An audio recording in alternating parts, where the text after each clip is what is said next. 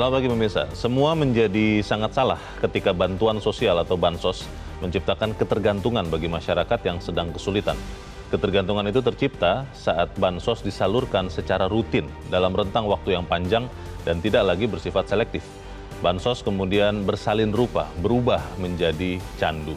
Pemirsa, inilah editorial Media Indonesia di hari ini Selasa 14 November 2023 dengan tema Candu Politik Bantuan Sosial bersama saya Leona Samosir, dan Anda semua para pemirsa bisa juga menyatakan pendapat Anda nanti dengan menelepon nomor telepon 021 583 9900. Dan pemirsa, pagi ini telah hadir bersama saya Ketua Dewan Redaksi Media Group Elman Saragih. Bang Elman, selamat pagi.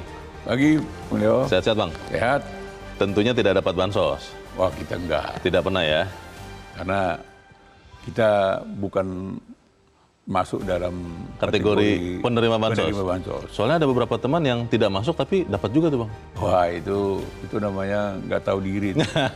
Kita akan bicarakan apakah bansos ini bisa kita hindarkan dari candu, Bang Elman. Tapi sebelumnya kita lihat dulu ada beberapa berita yang diperhatikan Media Indonesia. Pemirsa, Anda bisa lihat di harian Anda di halaman muka ini adalah headline Media Indonesia untuk hari ini. Etika bernegara mesti diperbaiki. Ini maksudnya apa nih Bang Elman? Etika bernegara terkait apa dan kenapa kemudian harus diperbaiki Bang? Ya, sebetulnya ini soal yang satu ini ya. Ini sebenarnya sudah lama dikeluhkan ya. Terutama para akademisi ya. Oke. Karena sepertinya di Indonesia ini sudah nggak ada lagi pembeda mana legislatif, mana eksekutif, mana yudikatif. Seperti diborong gitu ya. Melebur gitu. Menjadi satu. Sama, ya karena sama seperti sekarang ini kan. Kita harapkan tadinya kan DPR kan sebagai pengawas kan. Pengawas penyeimbang ya. Penyeimbang gitu kan. Tapi sekarang apa bedanya? Suara DPR juga sama dengan suara istana juga. Kan gitu kan. Nah, jadi dari sana hampir tidak ada lagi daya kritisnya. Gitu ya. Iya. Nah, ini terjadi lagi seperti kasus MK baru-baru ini kan. Aduh, itu bukan main itu. Iya. Sulit kita membayangkan kalau itu tidak ada unsur eksternal kan gitu kan gitu kan nggak berarti kan ada kepentingan eksternal yang sedang diperjuangkan dalam sidang MK baru-baru ini karena MK-MK-nya kan sudah memutuskan bahwa ada intervensi itu ya, ada intervensi dan ketuanya dicopot karena melanggar etika. Nah ini salah satu contoh yang terbaru ya. Betapa etika bernegara ini sudah rusak serusak-rusaknya gitu ya. Dan orang pun tahu siapa eksternal itu kan. Tentu eksternal itu kan siapa yang berkepentingan. Siapa yang diuntungkan? Siapa yang diuntungkan kan gitu kan. Yang pasti bukan Leo, bukan saya kan. Bukan. Nah ini yang terjadi. Nah ini mestinya harus berakhir lah. Iya. Jadi bukan berarti kita mengatakan yang sudah-sudah, yang sudah itu tetap menjadi catatan hitam. Menjadi pelajaran. Bukan hanya pelajaran, catatan hitam untuk sepanjang masa. Tidak boleh diulang lagi. Tidak boleh diulang lagi dan itu mestinya harus dicatat di gedung MK itu. Peringatan. Pernah ada. Pernah ada ya. Pernah ada nokta hitam.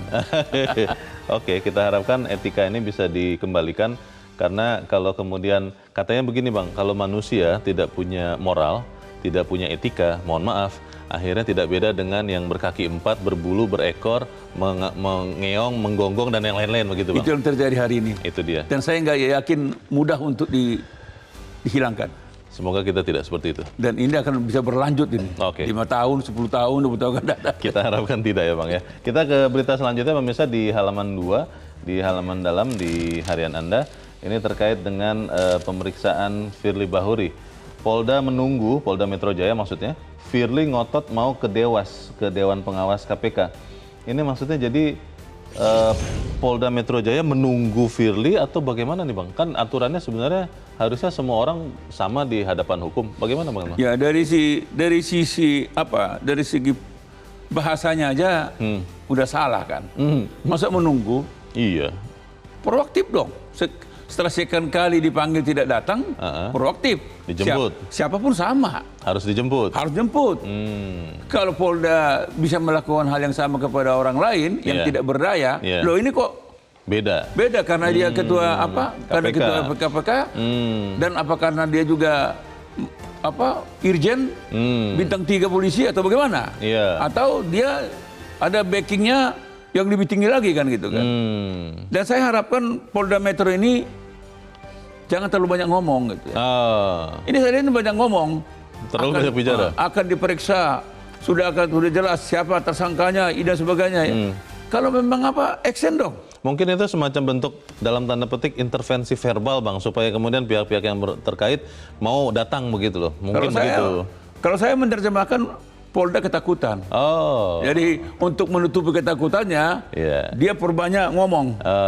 Akan. Bahwa tetap berbuat sebetulnya. Tetap berbuat, tapi nihil. NATO ya? NATO, no action, talk only. Tapi kan itu bukan Polda, Bang. Polda pasti berani. Tidak masalah mau lebih senior, Kalau dia berani, Leo, ini sebetulnya sudah berani. Sebetulnya gini deh, yang mereksa ini nggak perlu Polda kok. Kasih aja Polsek. Kasih Polsek Gambir misalnya. Selesai ini. Janganlah, Bang, itu kan beda tingkat. Nggak ada urusan. Beda level. Kalau yang melanggar pidana, itu tidak harus yang mengurus itu Mabes Polri, Polda, Polres, Polsek juga sama. Kalau memang wilayah di situ ya. Polsek dengan Mabes Polri sama aja. Sama-sama penegak hukum. Kita harapkan ini segera bisa berujung ya. Maksudnya berujung tuh ya Firly datang lah ya. Kalau memang bersih kenapa harus risih, kan begitu ya, Bang ya? Ya kan takut karena salah, berani karena benar. Betul. Saya nggak tahu nih, Firly sekarang di posisi mana ini? Mungkin masih pikir-pikir. Oke, kita ikuti nanti perkembangan kasus itu. Kita ke berita selanjutnya di halaman 3.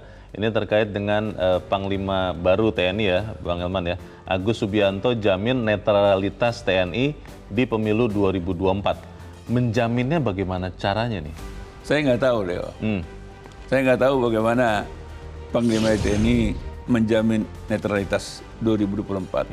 Dan munculnya pernyataan ini kan justru karena ada kekhawatiran kan. Sebetulnya kan ini kan tidak perlu muncul pernyataan ini. Karena memang dari segi undang-undangnya, undang-undang TNI, ya TNI itu sama polisi harus netral. Harus merah putih. Harus merah putih dan netral, dan itu tidak usah diucapkan lagi berulang kali. Sudah seharusnya. Sudah seharusnya. Apa yang berubah gitu. Tapi ketika ini diulang-ulang dan ketika ini juga ditanyakan ketika fit and proper test di DPR, dipertegas lagi. Orang bertanya, ada apa? Gitu. Ada apa? Apakah memang mulai ada ketidaknetralan atau akan ada ketidaknetralan? Ini kan muncul, andai kata misalnya Panglima TNI ini bukan Angkatan Darat, katakanlah kalau di Angkatan Udara, Angkatan Laut misalnya, mungkin nggak ada pertanyaan seperti itu. Atau misalnya kalau Panglima Pak Agus ini bukan orang katanya geng Solo katanya kan, alumni Solo gitu kan, kita nggak tahu dia.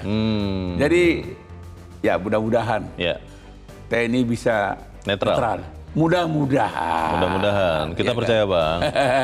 Mudah-mudahan. Kita percayalah. Karena TNI terutama Angkatan Darat ya, Bang, kan punya jalur sampai bawah ya, Babinsa itu ya. Itu kan yang konon katanya sering digunakan dalam tanda petik untuk mengarah-arahkan, katanya begitu, Bang. Iya, jadi beginilah, Leo. Rakyat di pedesaan pun udah tahu apa artinya netralitas.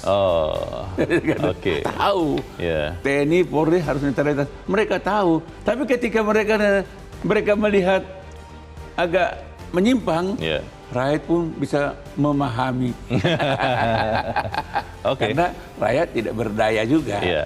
Kita harap memang TNI tetap menjadi tentara merah putih, tidak berwarna yang lain dan tidak terlibat dalam politik praktis, begitu ya, Bang ya? Harapan kita. Kita aminkan saja itu. Kita langsung ke editorial, pemirsa dan Bang Elman.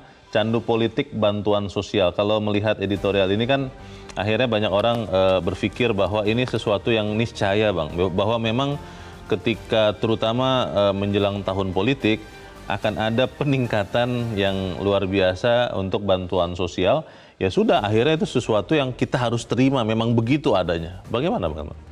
Ya, sebetulnya kan bansos ini kan tidak ada yang salah. pada hakikatnya ya, ketika bansos itu memang diberikan untuk mengatasi kedaruratan, keterpaksaan. Rakyat juga berharap kan, semua kita juga sangat memahaminya.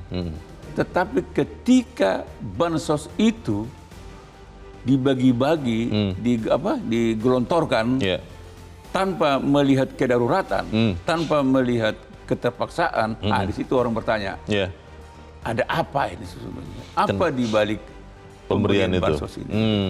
Karena kalau kita bicara tentang topik hari ini, sebetulnya kan rencananya kan membagi-bagi 10 kg beras itu kan antara September sampai November tahun ini ya, 2023 kan. Itu untuk bantuan El Nino itu ya Bang ya? El Nino.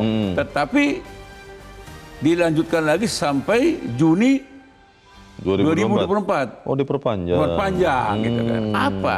Kita tahu 14 Februari adalah hari pencoblosan. Pemilu, Pilpres, legislatif dan sebagainya kan. Di situ orang bertanya-tanya, apakah ada kaitan antara bansos ini dengan pemilu? Apalagi tahun politik kali ini menyangkut salah seorang putra sulung presiden. Yang petahana gitu kan. Istimewa ya. Ini. Sebetulnya ini kan mungkin tadinya orang tidak berpikir kalau dibagi-bagi aja. Dan kalau itu dibagi sampai November ya biasa aja kan. Tapi ketika ini dilanjutkan sampai Juni 2024 dan kebetulan pada Pilpres yang akan datang ada putra sulung Presiden Jokowi namanya Pak Gibran ini ikut kontestasi kan gitu. Nah, jangan-jangan ada kaitannya ini kata. Nah, ini kan apa? Itu pemikiran manusia yang kita tidak bisa atur begitu kan. Tapi kan jawaban pemerintah adalah begini Bang, kenapa diperpanjang sampai Juni? Karena kan harga beras masih mahal nih karena kekeringan panjang, lalu banyak negara-negara belum bisa ekspor ke Indonesia. Artinya ini adalah harus diperpanjang bansosnya supaya rakyat Indonesia masih bisa makan. Tapi apa benar demikian? Kita akan bahas itu Bang Elman, dan inilah editorial Media Indonesia untuk hari ini Selasa 14 November 2023, Candu Politik Bantuan Sosial.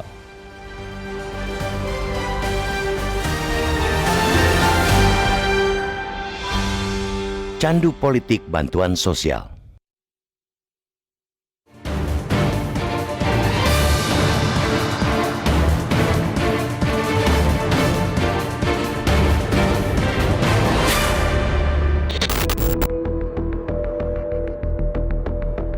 Semua menjadi sangat salah ketika bantuan sosial atau bansos menciptakan ketergantungan bagi masyarakat yang sedang kesulitan. Ketergantungan itu tercipta manakala bansos disalurkan secara rutin dalam rentang waktu yang panjang dan tidak lagi bersifat selektif. Bansos kemudian bersalin rupa menjadi candu. Masyarakat miskin tidak lagi mandiri akibat tercerabutnya prinsip lebih baik menerima kail daripada ikan. Yang lebih parahnya, kelompok tersebut menjadi ketagihan dan tidak lagi merasa mampu memenuhi kebutuhan hidup sehari-hari tanpa kehadiran bansos. Ketika sudah kecanduan, masyarakat akan melihat pemerintah bak malaikat setiap kali bansos tiba. Masyarakat juga akan menganggap pemerintah bak Sinterklas yang memberikan hadiah secara ajaib tanpa batas. Situasi tersebut tentu harus dicegah. Tidak boleh terjadi di Republik ini. Bansos mesti menjadi program yang hanya diluncurkan sebagai respons terhadap situasi darurat atau kebutuhan mendesak. Program tersebut melibatkan alokasi sumber daya yang besar dalam waktu yang singkat. Muara dari itu semua, masyarakat yang semula mengalami resiko sosial menjadi berdaya dan mandiri melalui pendekatan pembelajaran keterampilan dan pengembangan ekonomi produktif. Salah satu bansos yang harus disorot agar tidak menciptakan ketergantungan ialah program beras 10 kg kepada 22 juta keluarga penerima manfaat atau KPM.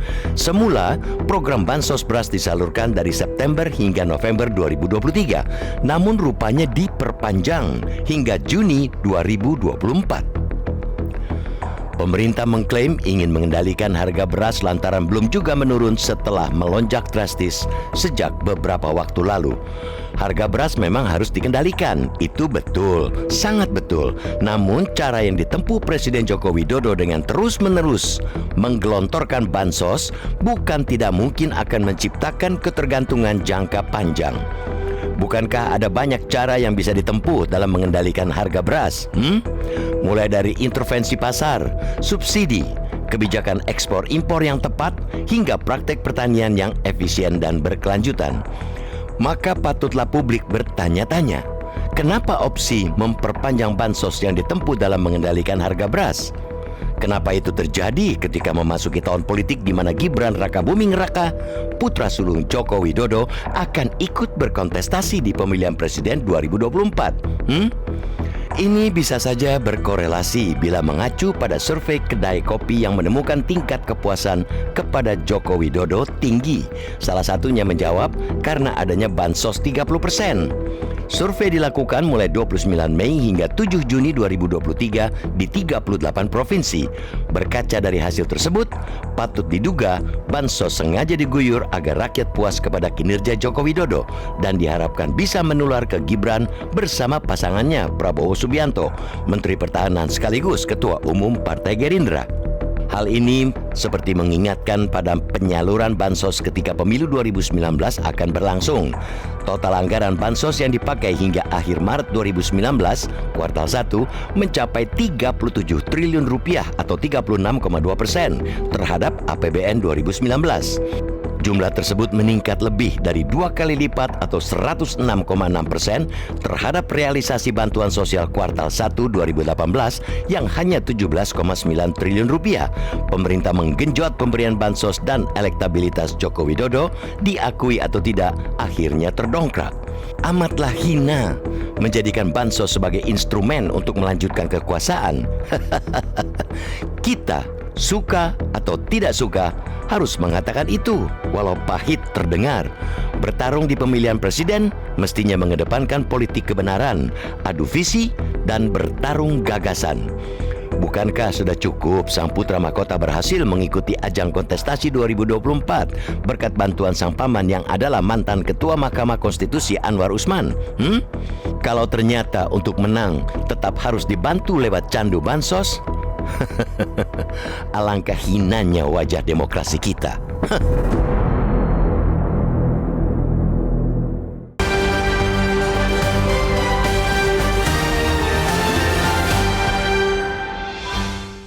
Di bagian berikut Anda bisa ikut menyatakan pendapat Anda terkait editorial pagi ini. Pemirsa, untuk saat ini tetaplah bersama kami.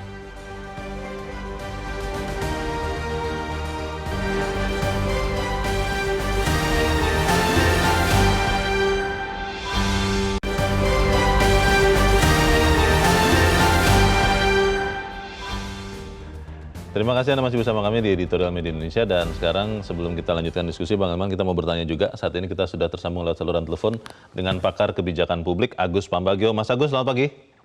Pagi, Leo. Ya, Mas Agus, bantuan sosial datanya menunjukkan bahwa di tahun politik, data terakhir lah 2019 itu meningkat 2 kali lipat dibanding tahun sebelumnya, penyaluran bansos. Nah, pertanyaan saya yang pertama, apakah memang disinyalir bahwa ada muatan politis dari pemberian bansos ini, benar atau bagaimana ya Mas Agus ya? Kalau itu sih nggak usah disinyalir lah, memang iya kan. Coba lihat memang sekarang iya, lagi beredar beras tuh. Lihat ada sekarang lagi beredar beras di medsos tuh, beras dengan foto capres, cawapres, kan udah beredar kemana-mana, yaitu kan bansos.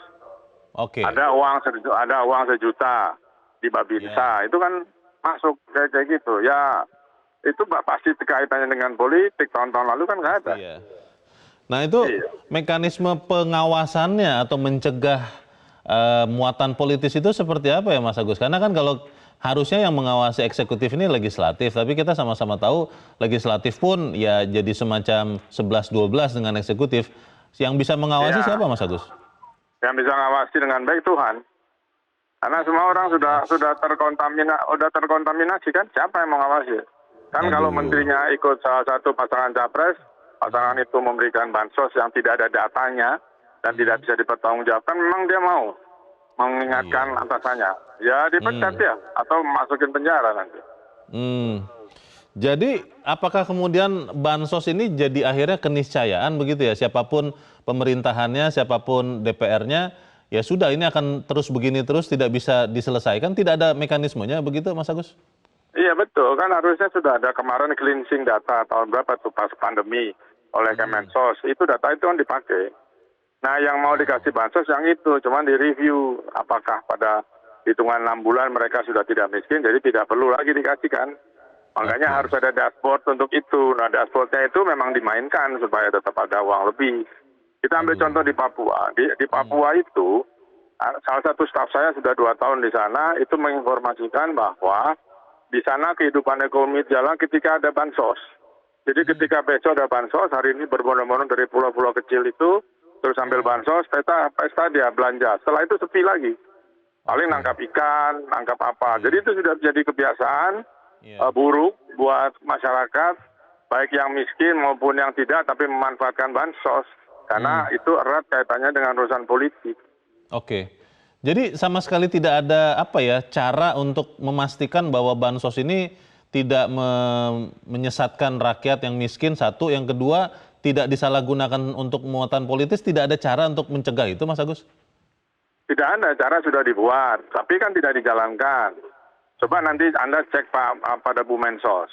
Dari bansos-bansos yang sudah di cleansing itu datanya, saya termasuk ikut meng-cleansing data di wilayah saya itu jalan tidak. Kalau tidak, terus yang sekarang itu disebar-sebar beras, segala macam itu, masuk kemana? Kan masuk bukan ke bansos. Itu masuknya ke biaya politik yang nggak tahu uangnya dari mana. Oh, gitu.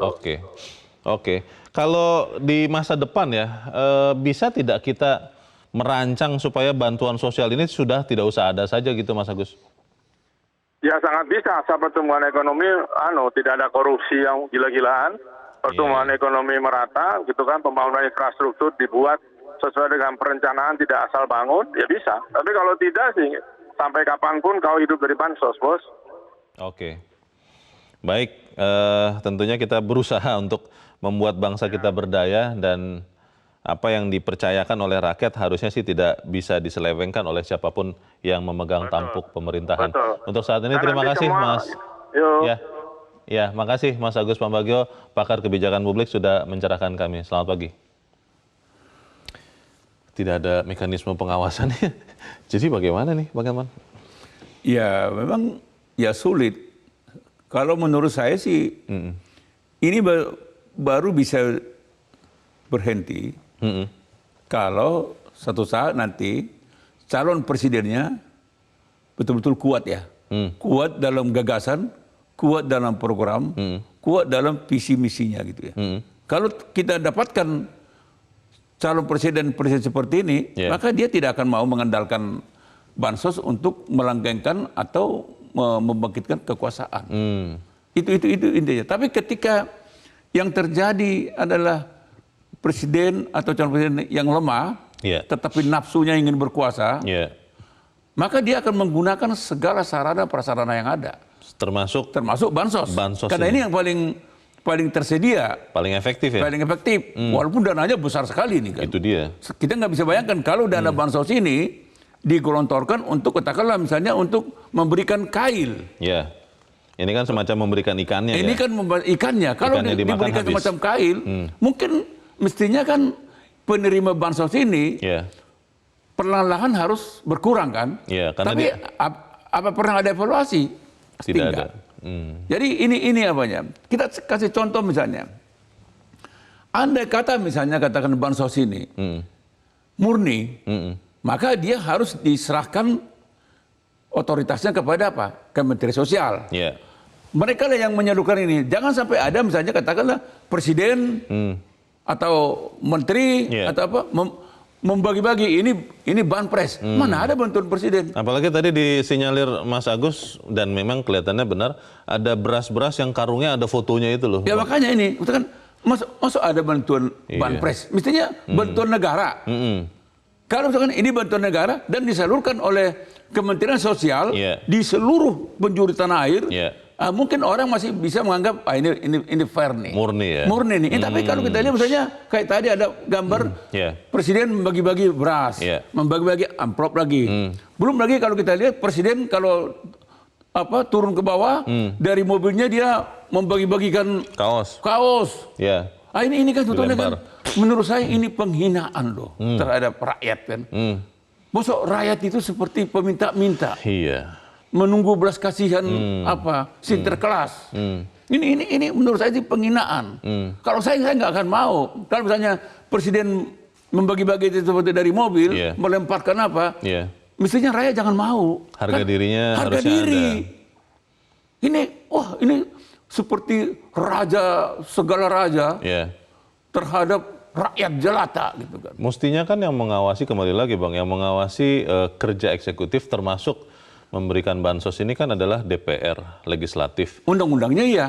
Tetapi kan pada prakteknya kita tahu bahwa ya tadi yang saya bilang Bang, bahwa DPR ini 11-12 mirip-mirip dengan eksekutif begitu. Akhirnya kan kita jadi bertanya-tanya, yang bisa memastikan bahwa pemberian bansos ini bukan dititipi muatan politis, itu siapa lagi Bang?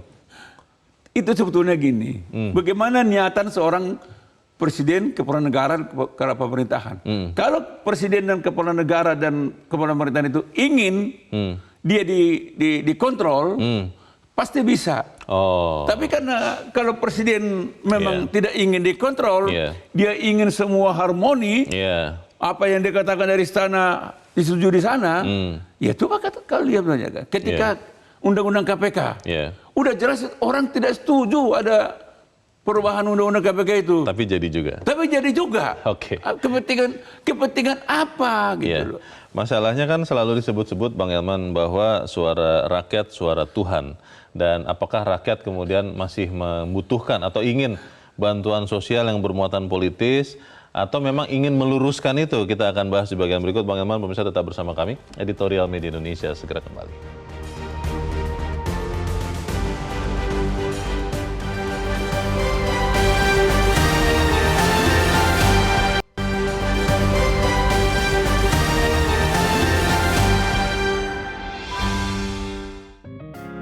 Media Indonesia mengajak Anda untuk mengakses fitur premium e-paper. Dengan sajian konten berbasis intelektual dan meneguhkan kebangsaan, Media Indonesia tampil dengan lebih dinamis melalui e-paper Media Indonesia yang dapat Anda akses kapan saja, di mana saja. Caranya mudah, download aplikasi Media Indonesia di Android atau ketik link e-paper.mediaindonesia.com atau bisa scan QR Code pada layar kaca Anda. Klik tab e-paper di bagian samping layar tablet Anda, daftarkan data diri, serta pilih paket berlangganan e-paper Media Indonesia sesuai dengan kebutuhan Anda. Nikmati juga bonus spesial tambahan 4 halaman rubrik fokus setiap hari. Semua bisa Anda dapatkan hanya di e-paper Media Indonesia. Untuk informasi lebih lanjut, hubungi customer service di nomor 0811 1201 2018 atau kunjungi media sosial @Media Indonesia. Media Indonesia, referensi bangsa. Terima kasih Anda masih bersama kami pemirsa, dan saat ini waktunya kita Bang Elman untuk mendengarkan juga pendapat dari pemirsa Metro TV. Kita sudah terhubung dengan pemirsa Metro TV di Malang, Jawa Timur. Ada Pak Faisal. Pak Faisal, selamat pagi. Halo Pak Faisal, selamat pagi. Ya, selamat pagi Bung Leo. Ya, selamat pagi Pak Faisal. Silakan Pak pendapat Anda Pak. Ini singkat padat saja ya, silakan Pak Faisal. Iya, candu politik bantuan sosial. Saya lihat ini kebijakan satu dengan yang lain kok kontradiktif ini Bang Leo. Oh, kenapa? Bansos berkelanjutan itu sangat kontradiksi dengan visi Indonesia Emas 2045 yang pernah saya baca itu. Katanya mewujudkan masyarakat Indonesia yang berdaulat, mandiri, dan berkepribadian. Pertanyaannya, bagaimana masyarakat bisa berdaulat dan mandiri, Bung Leo? Kalau terus dininabobokan dengan bansos yang berkelanjutan, justru akan berakibat ketergantungan nih. Yang kedua, bansos itu kan sifatnya eksidental situasional, beda dengan subsidi, Bung Leo. Nah, pertanyaannya mengapa diperpanjang sampai dengan Juni 2024? Ya, kalau pemerintah berdalih mengatasi inflasi, kok sudah tahu dan memastikan kondisi inflasi semester 1 2024? Sehingga saya sampai pada kesimpulan, ini casingnya saja Bung Leo yang bansos, tapi isinya bantol ini. Bukan bantuan polisi, tapi bantuan politik. Bantuan politik, oh oke. Iya, Bung Leo, himbauan saya terakhir, Bung Leo. Ya, Iya, Pak. ini harusnya murni bansos. Jangan ada embel-embel apapun. Iya. Kepada saudara-saudara saya yang berhak menerima, terimalah saudaraku, itu adalah uang kita sendiri, uang rakyat melalui pajak dalam APBN yang sekarang dibayar kembali kepada kita. Tidak ada hubungan dengan pilpres dan lain-lain. Terima kasih. Selamat Terima pagi. kasih Pak Faisal di Malang, Jawa Timur untuk pendapat Anda. Selamat pagi Pak. Ada istilah baru Bang, banpol. Bantuan politik. Bantuan politik. Kita akan ke pemirsa Metro TV berikut. Kali ini dari Padang, Sumatera Barat ada Pak Tete. Pak Tete, selamat pagi. Selamat pagi Pak Leo, Pak Herman. Selamat pagi Pak Tete. Silakan Pak pendapat Anda Pak. Ya, jadi gini Pak Herman, saya melihat bahwa di satu sisi sebenarnya pemimpin itu atau negara itu kan bagaimana memajukan kesejahteraan umum dan mencerdaskan kehidupan bangsa. Dan bukan menjadi masyarakat miskin itu ketergantungan. Tapi saya lihat bahwa dalam memajukan kesejahteraan umum hendaknya bukan berdasarkan ini diberikan sama dengan ikan dalam kolam. Itu menunggu makanan dari tuannya aja gitu. Jadi begitu dia memang dikasih makan, dia akan berkumpul. Dan nanti diberikan suatu perintah ataupun maka secara, apalagi sekarang ini tahun politik. Jadi saya yang sangat gitu, yang saya himbau gitu kepada pemimpin negara ini, maka itu ada nomenklatur yang populer gitu, bahwa berikanlah suatu yang kepada pemimpin itu suatu yang ahli di bidangnya. Kalau enggak tunggu kehancuran. Maka itu di dalam nuansa politik saya lihat bahwa kalau untuk memajukan kesehatan umum umpamanya bagaimana aset-aset negara ini digunakan untuk kemajuan umum. Contoh, kalau petani bagaimana untuk dibangun gitu irigasi. Kalau petani dikasih dia alat gitu ya. Setelah itu kalau pedagang bagaimana dia sarana gitu disediakan untuk dia berkembang. Kalau buruh bagaimana menciptakan tenaga kerja. Sarana produksi Tapi semuanya ini ya. sama dengan bahwa ada politik yang saya dengar agak ekstrim. Kalau saya bilang dengan suatu ekstrim itu nanti kan ada yang salah gitu. Bahwa ada yang suatu pikiran yang menciptakan rakyat ini miskin terus. Kalau dengan miskin nanti datang 10 kilo segala macam. Kalau pemimpin sekarang tidak punya malu, hanya seorang pemimpin yang di negara ini yang kelas 1 membagi-bagi beras 10 kilo. 10 kilo berapa tan ya? 2 kali makan udah habis. Besok begitu lagi. Jadi kita minta bahwa kedatangan ini supaya rakyat cerdas gitu, pemimpin pilihlah pemimpin yang cerdas, yang punya kebijakan bisa membuat konsep memajukan kesejahteraan umum. Baik.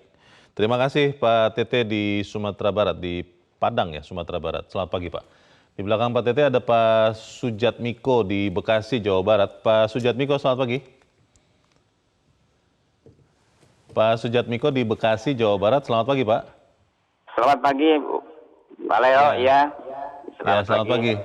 Silakan Pak Sujatmiko, pendapat Anda Pak, ini terkait dengan bantuan sosial kelihatannya sudah jadi candu politik. Singkat padat saja pendapat Anda, silakan Pak Sujatmiko. Ya. Yang pertama saya pengen ketawa dulu ini dengan kondisi hari ini. Kenapa Pak? Dengan politiknya semakin memanas, terus muncul lagi bantuan. Kan kalau kita lihat ya, bantuan-bantuan yang sebelumnya juga, dari mulai COVID dulu. Di situ tidak ada bantuan yang benar-benar netral. Jadi kalau bantuan netral itu ibaratnya negara memberikan. Kalau ini ada bantuan presiden, ada bantuan menteri sosial. Seolah-olah kan hari ini kalau ada bantuan presiden, presiden yang memberi. Padahal hari ini yang diberikan itu adalah uang negara, bukannya uang presiden. Presiden hanya memfasilitasi. Bagaimana yang kita akan memunculkan bahwa bantuan ini merupakan murni. Kalau saya melihat ini adalah tidak mungkin memberikan sesuatu tanpa sesuatu. Apalagi tahun ini adalah tahun yang jelas-jelas kita lihat tidak perlu kita menerjemahkan dengan hal-hal yang lain. Kita harus jelas bahwa pemikiran pun pasti semua, jangankan masyarakat yang sudah pemikirannya di atas rata-rata, ya masyarakat rendah sendiri, udah masyarakat umum sendiri udah jelas, udah mengerti, udah paham sekali. Mungkin itu aja Bung Leo, terima kasih. Baik, terima kasih Pak Sujatmiko di Bekasi, Jawa Barat. Selamat pagi Pak. Tiga pemirsa ini kalau saya melihat kalau bisa menjadi gambaran dari masyarakat, Bang. Betul. Masyarakat kita ini sudah sangat jeli nih, melihat apa adanya. Tapi masalahnya begini, Bang. Apakah kebanyakan masyarakat kita memahami seperti 3 pemirsa Metro TV barusan, atau memang jauh lebih banyak yang lebih suka dapat bansos meskipun ada muatan politis, dan pada akhirnya juga memenuhi keinginan yang memberi. Kalau ada foto si A, dia akan pilih si A juga setelah terima beras nanti di Februari. Bagaimana itu, Bang? Ya, kalau itu saya lebih condong kepada yang Bung Deo katakan terakhir. Memang di mana-mana rakyat itu akan berpihak, akan simpati kepada orang yang memberikan sesuatu kepada dia. Yang saat ini saja. Saat ini saja. Dia nggak ada urusan apa. Masa depan. Masa depan nggak ada urusan dia. Dan itu banyak sekali. Dan itulah yang menyebabkan mengapa bansos ini menjadi senjata pamungkas kan. Dan terus menerus. Dan terus menerus, karena ini yang bisa mengungkit kan, mengungkit kekuatan baru dan dahsyat. Jadi kalau yang 3 pemirsa ini kan kaum intelektual, orang yang sudah punya ilmu pengetahuan kan. Mereka paham. Tadi seperti Pak Faisal bilang, ini kan sebetulnya kan yang dibagi ini kan bukan uang presiden, bukan uang Menteri Sosial, bukan uangnya siapa-siapa. Ini uang rakyat dan kembalikan ke rakyat. Mereka hanya menjalankan fungsi untuk mengelolanya. Itu sebabnya memang sangat tidak pantas kalau disebutkan bantuan presiden. Apalagi menjelang pemilu akan datang, tahun-tahun politik kan ini. Memang kita minta kepada presiden jangan lagi menyampaikan bantuan-bantuan langsung. Apalagi atas nama bantuan presiden. Udah, dari sini sampai 14 Februari, presiden, wakil presiden, dan semuanya puasa. Puasa memberikan bantuan atau apapun namanya. Apapun namanya. Dan puasa juga membagi-bagi yang melempar-lempar dari mobil itu. Kaos. Puasa juga memberikan sepeda dan sebagainya, ya kan? Puasa juga memberikan amplop untuk menjaga supaya tidak ada. Kalau dia mau netral, kalau dia mau mendidik, kalau dia mau melahirkan calon pemimpin yang benar-benar dipilih oleh rakyat karena kinerja, bukan karena bansos. Coba kita minta, mampu nggak presiden menahan diri? Jadi nggak apa-apa, karena toh ini juga bansos ini sudah menjadi keputusan. Udah nggak apa-apa, gelontorkan aja.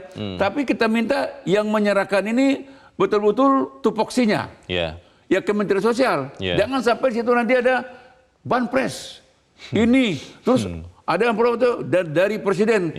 Emangnya memang presiden Pak Jokowi itu punya uang banyak apa ya? Yang bisa memberikan beras begitu banyak. Ini uang rakyat loh. Atau di karung berasnya ada foto si apa begitu, Bang? Jadi mestinya presiden harus memaklumatkan dan diucapkan berulang kali.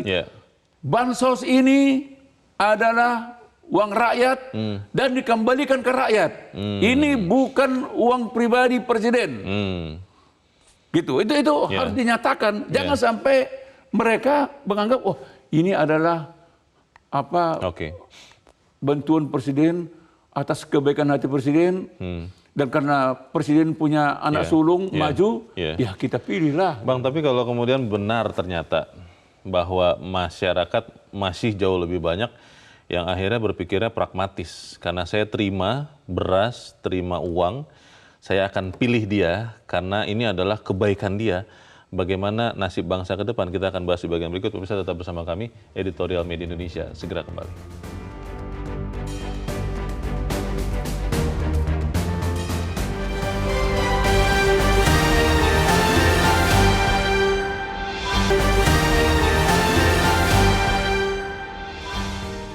Terima kasih Anda masih bersama kami. Kita ada di bagian akhir diskusi kita pagi ini. Bang Elman, ada yang bilang begini, Bang. Bangsa Indonesia itu adalah bangsa yang instan. Tidak mau kerja keras, tidak mau susah payah, hanya mau dapat hasil. Dan kalau mental itu ternyata benar, akhirnya kan nanti bansos ini menjadi sesuatu yang keniscayaan terus terjadi. Bagaimana nih, Bang? Ya, memang saya kan katakan tadi kan, kalau pemimpin itu lemah, pastilah akan tetap melirik bansos. sampai kapanpun. Akan mengandalkan bansos. Pasti. Karena dia kan ingin populer kan. Iya. Dia ingin terpilih kembali kan. Dan ingin juga dia pada akhir periodenya dia pun dikenang kan. Gitu. Betul. Walaupun dia dikenang karena bansos kan gitu. Kan. Iya. Coba kalau kita mengacu kepada hasil survei kedai kopi. Iya. Dia katakan ya dia survei bulan Mei sampai Juni kemarin kan. Iya. Dari hasil survei dia 30% tingkat kepuasan masyarakat itu karena baru menerima bansos. Iya. Jadi betul. Saya nggak tahu, Leo, bagaimana nikmatnya seseorang punya predikat puas, tapi karena bansos. Di mana letak kenyamanan kita sebagai apa? Ya kan, menurut saya sih enggak. Sebetulnya kan presiden itu kita bangga tingkat kepuasannya katakanlah 60%, 70%. Tapi karena dia mampu menyiapkan lapangan pekerjaan. Iya, harusnya. Jadi misalnya dari waktu ke waktu penerima bansos ini makin berkurang. Itulah tingkat kepuasan itu pasti tinggi. Pengangguran berkurang, pasti. Pekerjaan bertambah. Karena orang maaf, kali ini saya tidak mau menerima bansos lagi. Itu yang mestinya yang menjadi program daripada pemerintah. Iya. Bukan untuk merancang dana bansos dari waktu ke waktu makin menggelembung. Iya. Kalau ini kan coba, Anda bisa bayangkan kalau sampai sekian ratus triliun dana bansos itu digelontorin, Anda bayangkan kalau itu dikonversi menjadi investasi misalnya. Bangun ini, bangun ini, bangun ini. Jadi intinya Leo, ke depan mestinya kita baru percaya betul-betul tingkat kepuasan itu baru betul-betul bagus kalau memang murni, kalau memang presiden itu, pemerintah itu mampu menyiapkan lapangan pekerjaan, mampu mengurangi pengangguran, mampu menjawab tantangan dunia pendidikan, mampu menjawab tantangan kesehatan.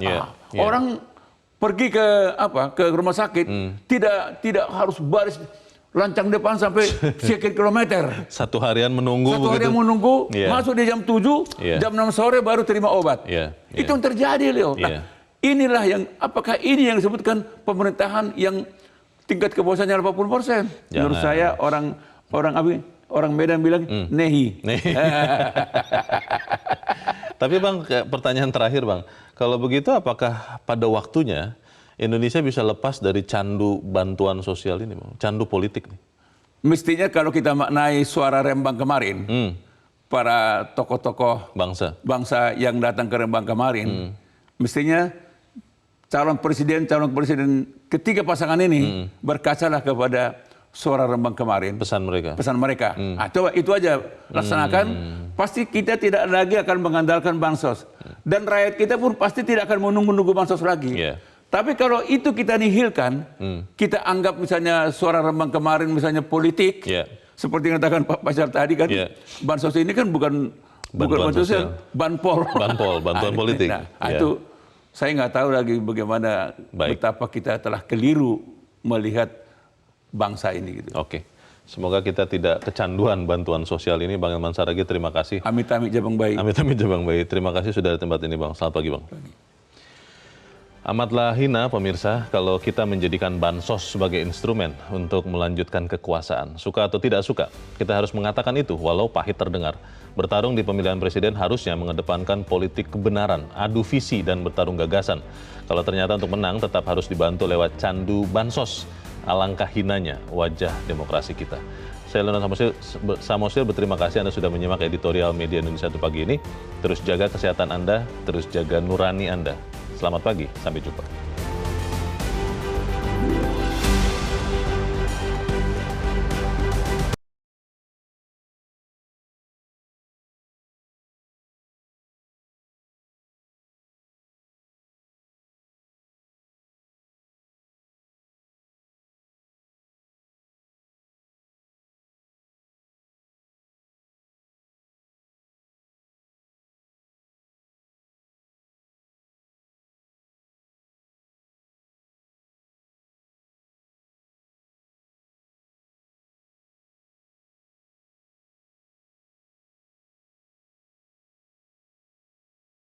Jelajahi cara baru mendapatkan informasi. Download Metro TV Extend sekarang.